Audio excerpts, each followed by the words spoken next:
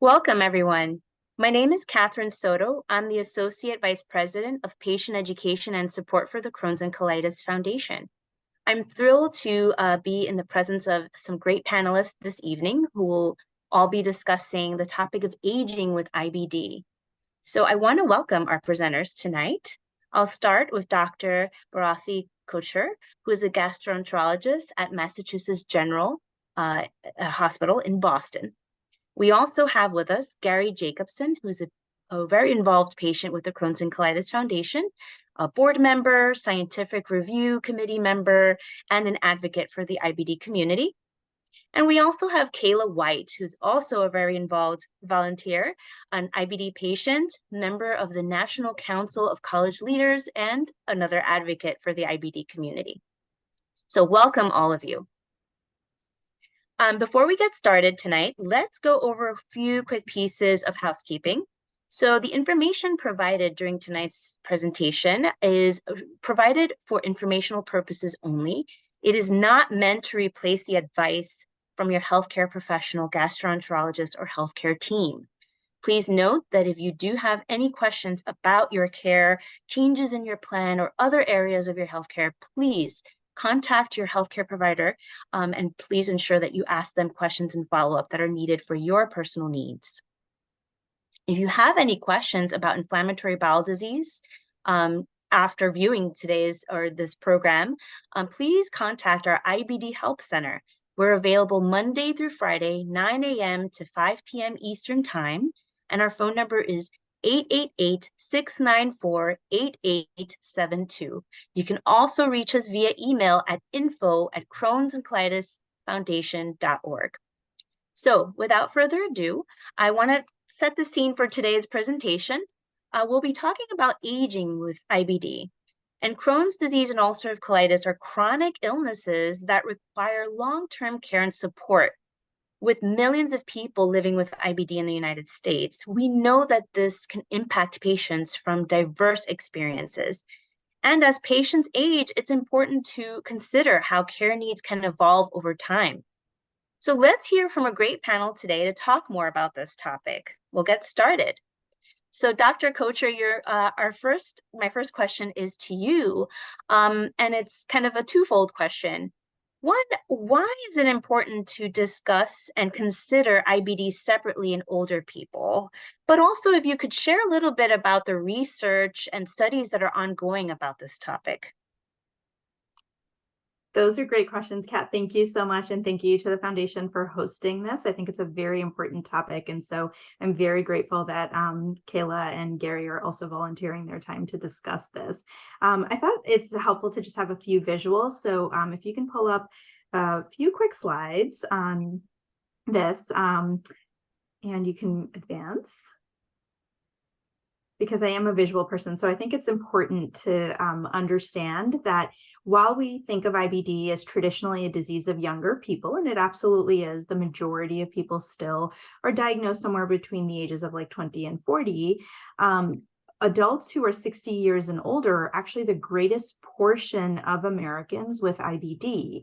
And so you see that highlighted actually in this recent study that was published that really shows the breakdown, both men and women, of people who are alive in the United States with IBD.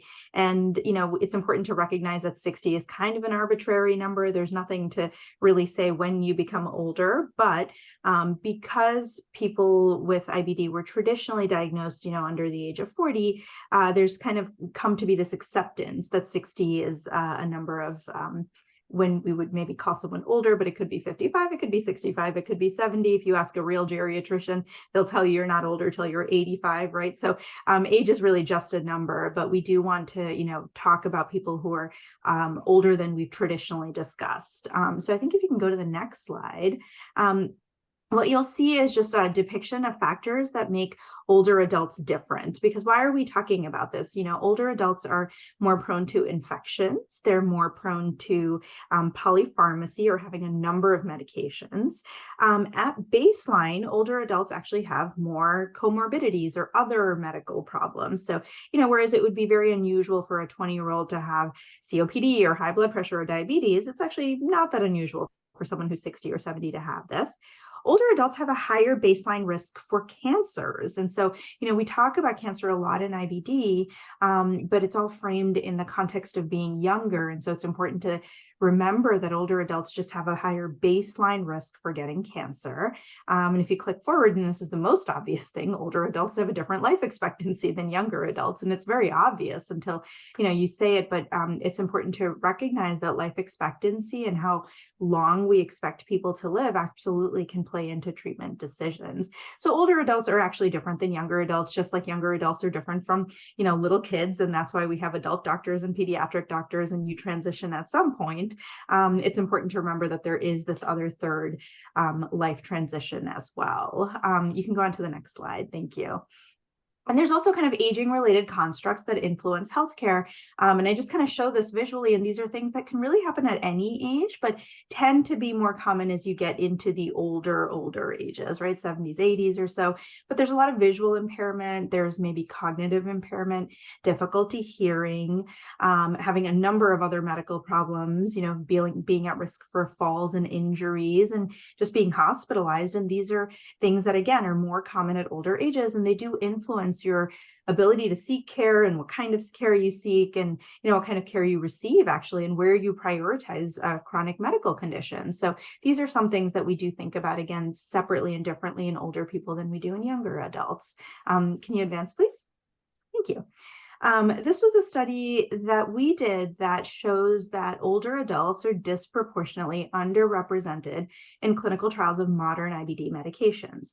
So what we mean by that is that, using data from around 2015, about 26% of Americans with IBD are 65 years and older. But when we looked at trials, and we looked at them in different categories, biologic trials, non-biologic immunosuppressive agents, and non-immunosuppressive trials like mesalamine, published after the year 2000, really overall about 1% were over 65. And many studies actually don't even list the number of people who were over 60 or 65. And there's a lot of studies that use an arbitrary age cutoff as an exclusion criteria. So they'll say, if you're over the age of 70, you can't get into this trial. There's no real explanation for why that's the case. And so increasingly, we're understanding that we have all these great medications coming out. The data are beautiful, but we don't really know if they function differently in older people, and older people actually may have a different immune system than younger people. And it's important to kind of look at medications separately in older people. So that's the point of this study. I think if you can advance, we can talk about some other data. So this is a really nicely done study. It's one of my favorite charts, actually, when we're thinking about medications and IBD. So what this graph shows here, it's a little bit busy, but I'll walk you through it. So the blue bars are people who are 60 years and older, and the red and beige bars are people who are younger than adults, so 18 to 60 or 59. And these are pooled data from all the anti-TNF trials. So the Humira, Remicade type medications, where they dumped all the data into this common data repository. And what they're showing is the adverse events that were reported in this trial. So again, remembering that this is under like very ideal scenarios and maybe not mirroring the real world. But, if you look at the blue bars, there's just, it's a higher number percentage of people who experience serious adverse events, hospitalization, severe infections, and non-severe infections than younger people, right? So older people are more likely to have something bad to happen to them in these drug trials. But if you can just click once. If you focus in on just the blue bars, the dark blue bars are older people who were treated with the medicine, the anti-TNF in this situation, and this is again from the randomized controlled trials. The lighter blue bars are the older people who were treated with placebo, so they didn't get the anti-TNF. Right. And so what you can see is the rate of serious adverse events, hospitalizations, severe infections were actually higher in the placebo arm.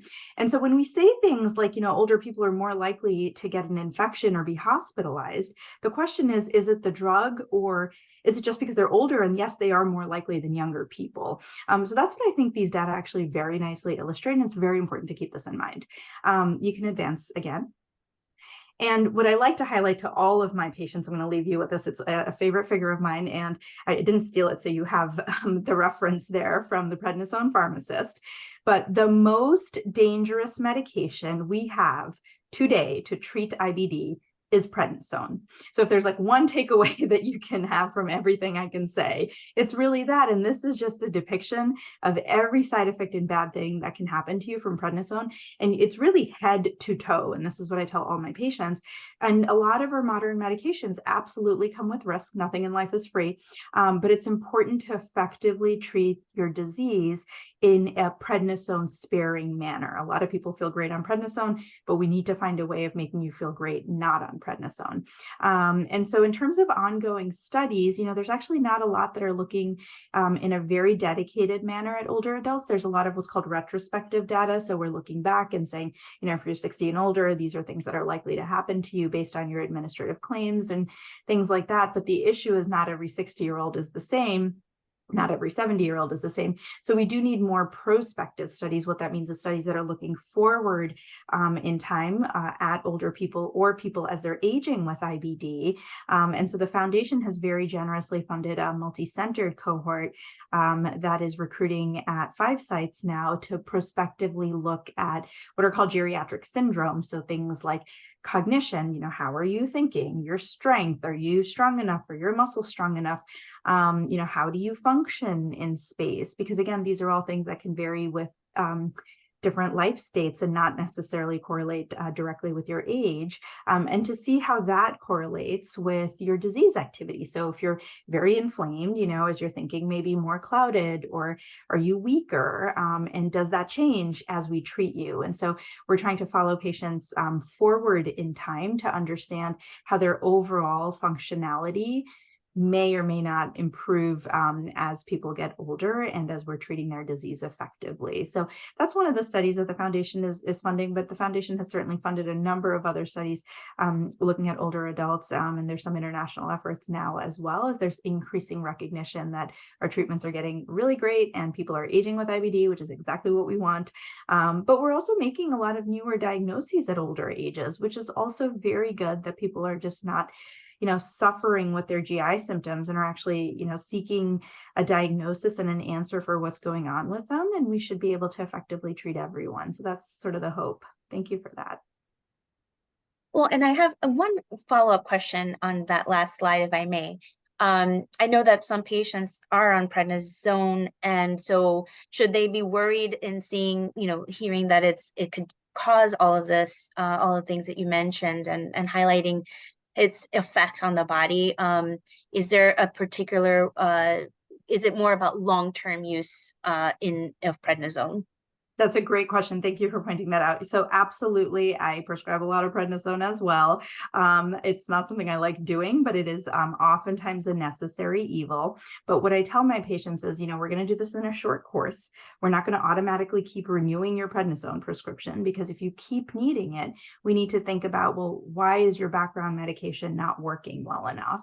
And, sometimes you do need it, though, as a I say this, a necessary evil, but it should be time limited, whatever that time is, 6 weeks, 8 weeks, 12 weeks, and it shouldn't just kind of be continuing, you do it for 12 weeks and then you're off for 2 weeks and then you're on for another 6 weeks and then you're off for 3 weeks and you're on for another 9 weeks.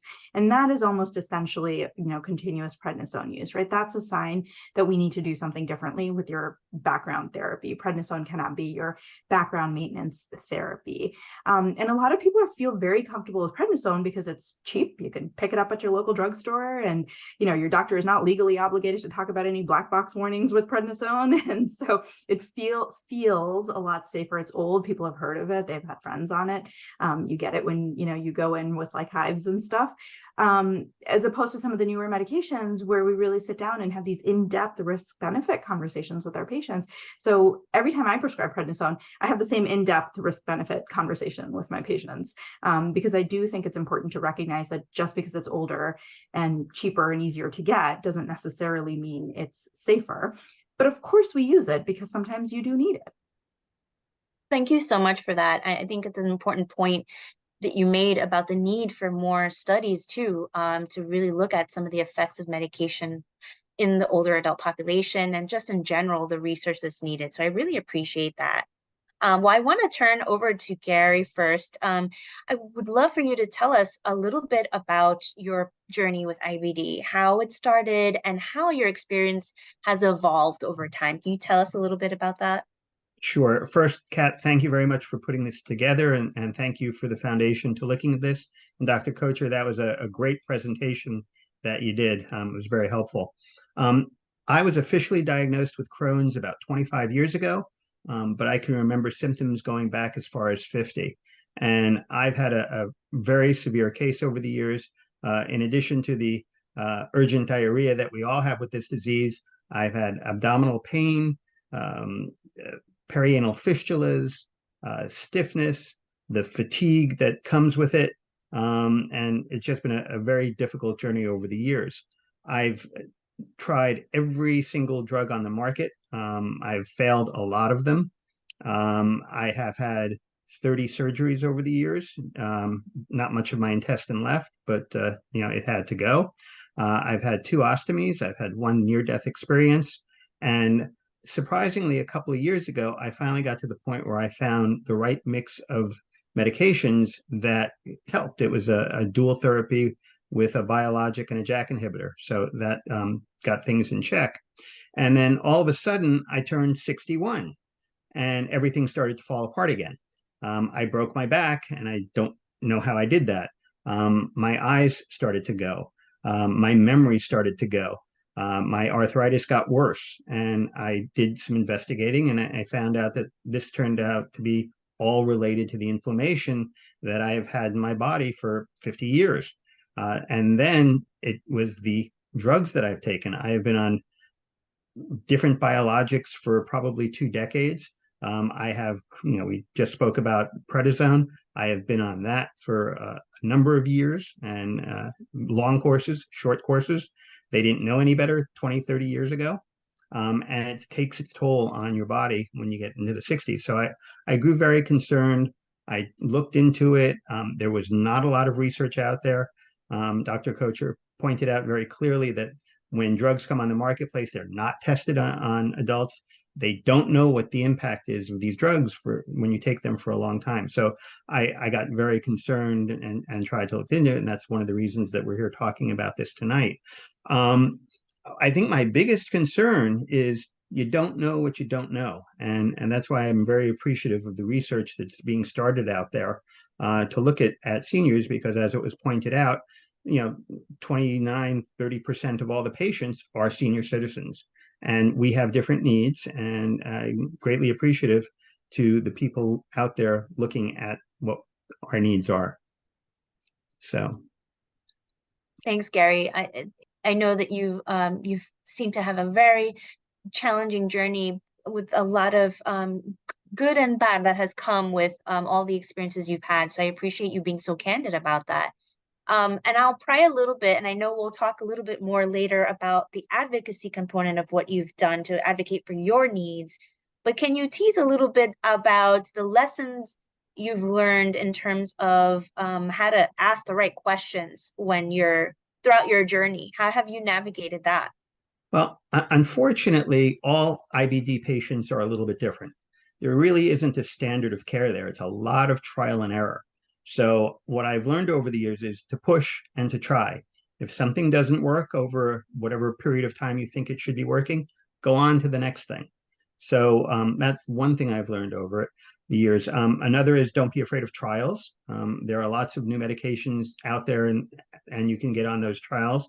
They're looking for people to be on those trials. So don't be afraid to try trials. I've been on drugs that come to the market, 5, 6, 7 years later that are better than what's on the market. And I was fortunate to get those early. So you got to push. Absolutely. I think self-advocacy is very important. And Kayla, you're in this program this evening, and I know you're not exactly there at 61 yet. You haven't reached Gary's age, but I think it's important to get your perspective as a young adult about to, everyone as naturally gets older with their disease. So I just want to hear a bit more about your disease experience thus far. Tell us about your journey, when you were diagnosed, and how it has evolved even up until now. Absolutely. Just before I get into that, thank you guys so much for this perspective. I think a lot of times as a young person, I try to push it off and I'll worry about that. So much is going on now. I'll worry about that when I get there. And I think when one of the biggest lessons I've learned in my IBD journey is being proactive. And this is definitely a big part of that. But I was diagnosed when I was 16 in the pandemic, May of 2020, after failing various treatments with long-term steroids, prednisone, 3 biologics, immunosuppressants, and even completely stopping my oral intake of nutrition. Nothing worked. So in January of 2020, I underwent a series of surgeries that removed my colon and my rectum, and made a small pouch to hold waste, collectively known as a J-pouch surgery. My surgery didn't come without complications, though. In July of last year, I had an emergency surgery to prevent sepsis, and that led me to 6 months of abdominal drains, and then eventually a fistula repair surgery. Throughout that time, I had an ostomy. So ostomy for a little over a year and a half. And now I'm a couple months out from my ostomy reversal, and I'm being treated for my first bout of pouchitis. So IBD is a spectrum. My UC was fairly severe, and I've gotten the short end of the stick a couple of times. But throughout my IBD journey, I've been able to connect with a lot of people my age with IBD via social media, and now with the NCCL. And I don't regret my surgeries, and I don't have any regrets about anything that was within my control. And I think that's a beautiful thing that I've been able to come to now, 4 months, 4 years into my disease. Thanks so much, Kayla. I know it's not easy as you start this journey, but I hope it's comfort that you know that there are people surrounding you with support in the community. So I'm really glad that you've come into this point that you can talk openly about it. It's just a wonderful thing to see. Well, Dr. Kochar, I want to transition back to you because we've heard from Kayla and Gary about their experiences, and they're in different points in their lives. Lots of differences between these two patients, but it seems like it's important that there are things that are important to continuously monitor from a clinical perspective, no matter what a patient's age is. Can you explain what some of those things may be, and how might that change over time? That's a really great question. I will say you pointed out the differences. I really see the commonalities of just resilience. I think it takes a lot of resilience to have gone through and now to be here and talking about this as you're continuing to live this. And so I really appreciate you guys sharing your stories. I do think there's a lot of commonality there. Overall, I think what Kayla was starting to say, which is, the tendency, and I fully understand that, to just say, you know what, I can't deal with this right now. I'm trying to forget about being a patient, and I just want to move on with my life. And this is not normal when I'm 19, 20, and honestly, even when you're 40, to really be having to think about fighting your insurance company and thinking about the medications and the doctor's visits and, oh, did I stay on top of my blood work? Did I get my blood work? What's going on there? And it's just this tendency to put it off, which I think is actually a sign that you want to become not a professional patient and just move on with your life, which is a good thing. And that's why I think we treat people to just move on with their lives. But I think just staying on top of this disease process and everything that comes with it is very, very important. And that really starts at younger ages, right? I mean, we know this, with cardiovascular health and other aging related issues, like when you're healthy as a younger person and you do, you eat the right things and you do the right exercise. I mean, we all know this, you tend to have better success at aging, healthier. And unfortunately, I think Gary's experience is not uncommon. I don't think that anything was done incorrectly back then. That's what we had. We had prednisone, and we needed to get you to feel better. And so you got prednisone. And so, we're seeing this cohort of people who were very fortunate to have age into 60 and 70, because, remembering that prior to the year 2000, it wasn't that common to really make it past 60 and 70 with IBD. And so they're aging into this, but with a whole background of, all of the medication side effects and burdens and this burden of chronic inflammation. So overall, we've known since really the 1800s that inflammation is not good for aging related things like cancer. So there's been theories that, have said that if you just have a lot of chronic inflammation, your risk for getting cancer is higher. That's for all cancers. We're not talking specifically about IBD here. So the counterfactual to that would be, well, try to control the inflammation and hopefully hopefully your risk of bad things like cancers are, lower as you get older. And just the health maintenance requirements or recommendations with IBD are also very different than someone who's younger who doesn't have IBD. And even for that older patient, 60 is kind of a young age, actually. And there's many 6-year-olds who don't have other medical problems, and their IBD doctor is like the one doctor that they see all the time. I have a number of patients in their 50s and 60s, and I'm like the one doctor that they see regularly. They may have a PCP in the background, but they don't have 5 other medical problems to be managed. And so despite the fact that I'm a gastroenterologist, I do think that it's important for me to understand what the age appropriate health maintenance recommendations are in terms of vaccines. Older adults are actually recommended to have higher doses of some vaccines, like the flu vaccine. Bone density screening, and looking at, again, these are maybe outside of the realm of traditional IBD care or traditional GI care for sure, but understanding that, this is a person who you are taking care of as a person, not as this disease process. So kind of understanding what the population recommendations are, and then how those would be tailored to the medications that you're on. So a younger patient with IBD may have some of the same vaccination recommendations as an older patient, depending on the medications that they're on. So these are the nuances that I think become important to think about and to stay on top of. And oftentimes in modern healthcare, the visits are so fast. You guys can, I'm sure, associate with the experience of spending 3 hours to get to the doctor's office, waiting 3 months to get that appointment, and then you're in and out in 10 minutes. And it's like, well, how do you cover all these things? And so it does help, I think, if you prompt your doctor saying, are there any vaccines I should think about? Is there anything else that we need to talk about just to prevent any bad things from happening? But like Gary was saying, you also don't know what you don't know. And there's some very provocative studies that suggest that patients with IBD are at a greater risk for bad things like dementia as they're getting older. I would argue that dementia is actually pretty scary. And if that is a true association, we should try to figure out how to change the course of that. And so these are a lot of the research questions that are still out there, and hopefully we will have more answers and try to figure out what it is that we don't know to look for answers.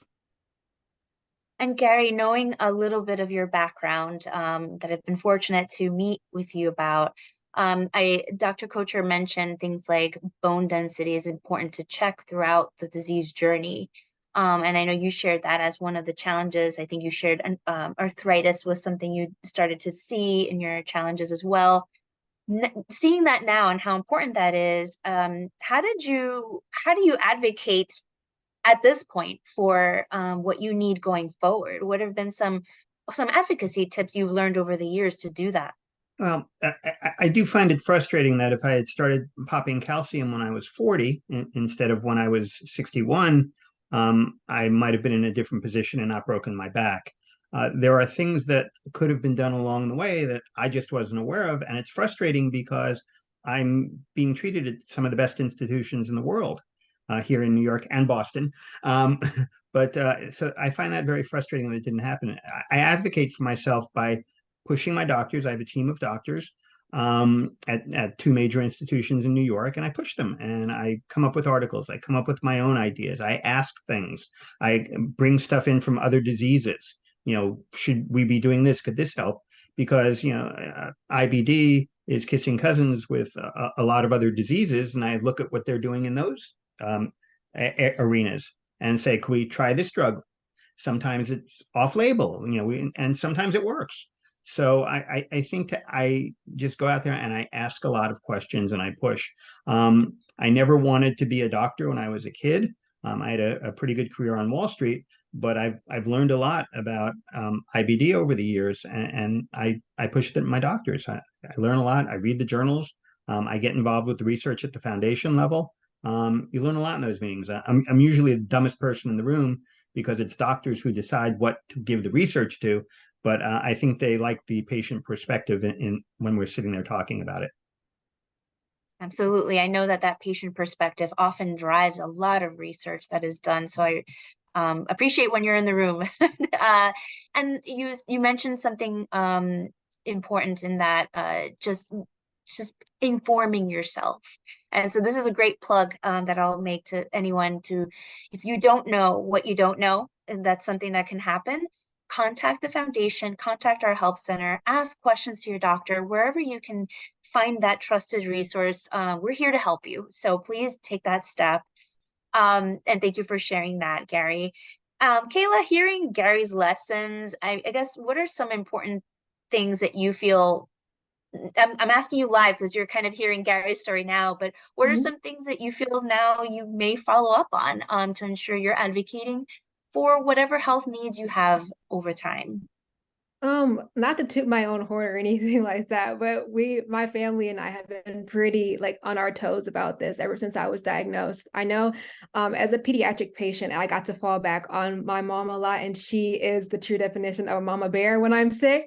But as I like transition into adult care, it's a different kind of atmosphere. Like sometimes I even go into like doctor's appointment with a little bit more anxiety because I'm aware that I'll have to like speak up and say more things or ask more questions, especially when my mom will intentionally be quiet. So she wants me to like have these experiences for myself now.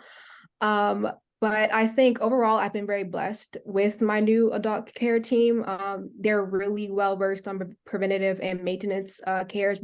I get pamphlets when I go to the clinic that are actually Crohn's and Colitis Foundation's pamphlets of things I should be checking on and getting done. Like a couple weeks ago, I got a bone density scan because of my long-term steroids use, just to kind of get an idea of where I'm at now and kind of what we want to do as time goes on.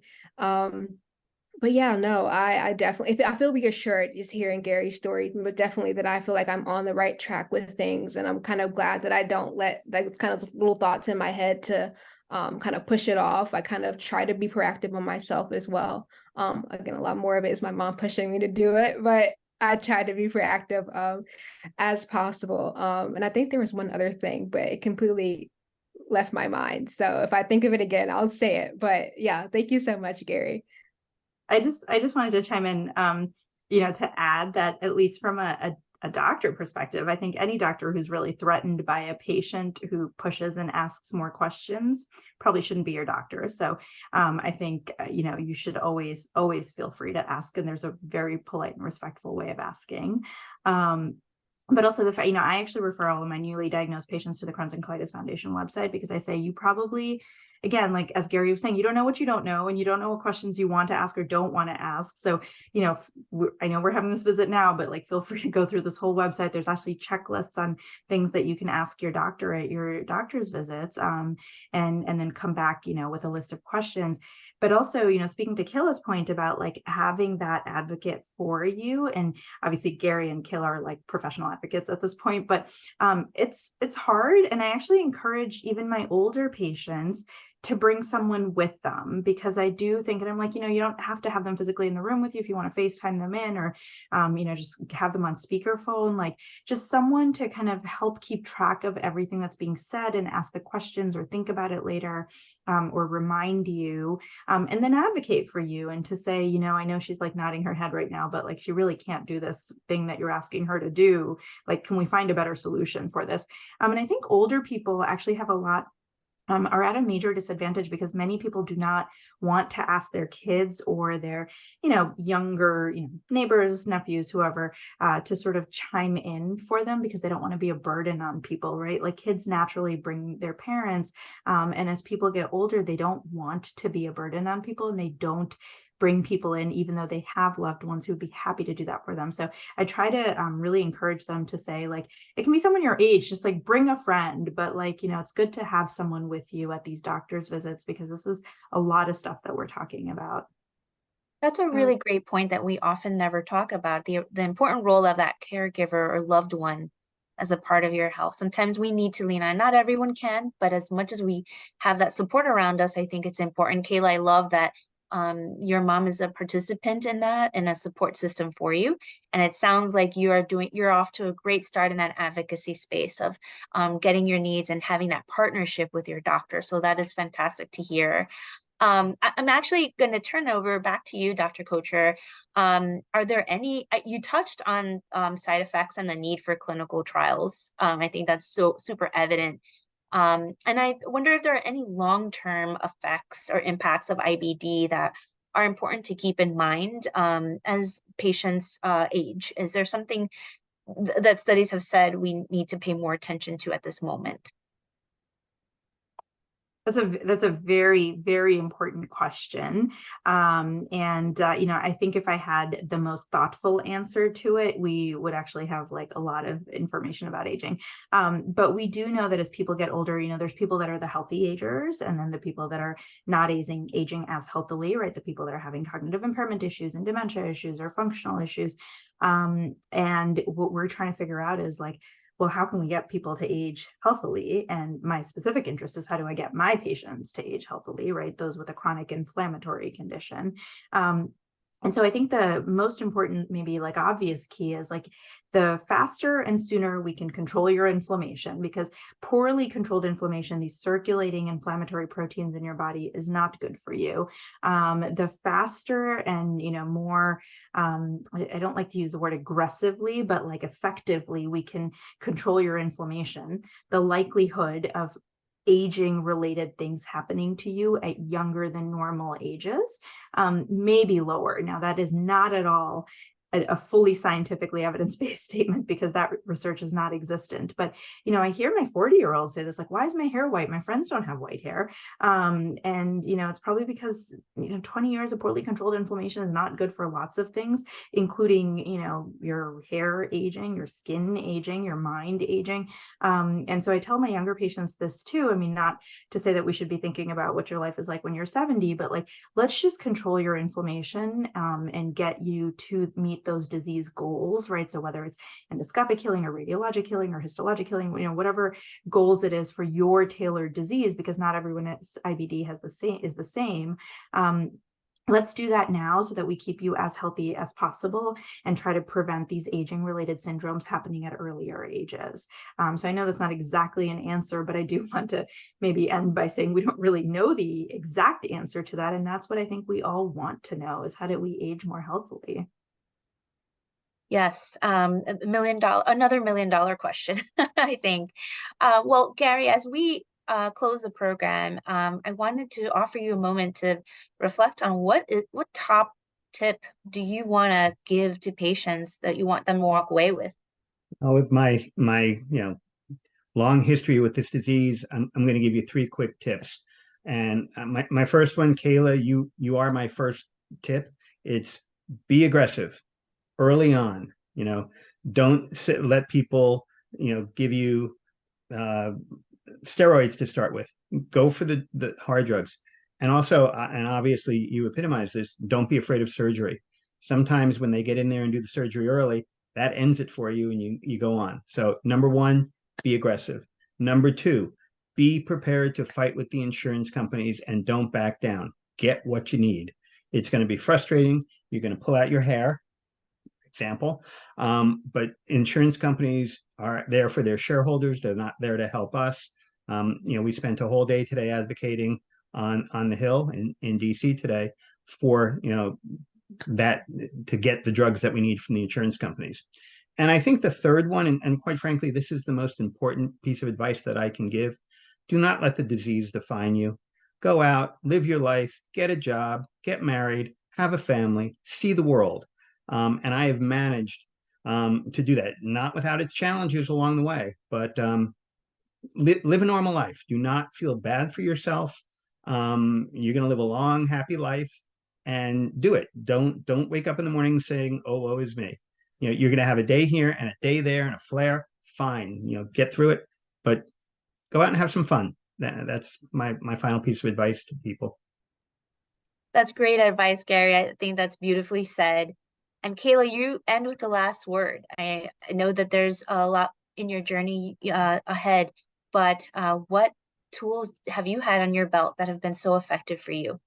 Absolutely. I think finding community has been one of the best things along my IBD journey. IBD can be very isolating mentally and physically. So just beyond having a support system of my family and friends and medical professionals, reminding myself to listen to my body has been very important. You spend a lot of time, painfully alone time with your body. So learning your body and just feeling when things are off, has been some of the best steps in getting me the help that I need encouraging me to advocate for myself. And lastly, just being kind to myself. My body has gotten me through some of the lowest points, and just reminding myself that I'm doing my best and I can do no more. And this is kind of out of my control at this point, has been absolutely amazing. Thank you. So beautifully said as well. I mean, I want to thank all of you for being part of this program tonight. This conversation is going to inspire so many others hearing it, who, whether they're early on in their disease journey or more seasoned in their journey, and have a lot to offer in terms of lessons, but also people like Kayla who are starting strong and have so much of that positivity and inspiration to give as well. So I want to thank you all for being so candid. Dr. Kochar, what a wonderful set of presentation and really great information you've shared tonight. So I'm really grateful for all of you. Thank you. I want to end the program just again, we talked a lot about how important it is to advocate for yourself. We talked about information being crucial. And as Gary said, be aggressive. It's really about just projecting your needs out there and ensuring you know your disease well, and we can help with that. So if you don't know, if you have a question, you talk to your doctor and something still is a question for you, the foundation's here to help. Contact our help center. We are available Monday through Friday, 9 to 5 p.m. Eastern. You can also email us at info@crohnscolitisfoundation.org. So with that, I want to say thank you all to our panelists and have a great night. Thank you. Thank you too. Thank you. Bye-bye.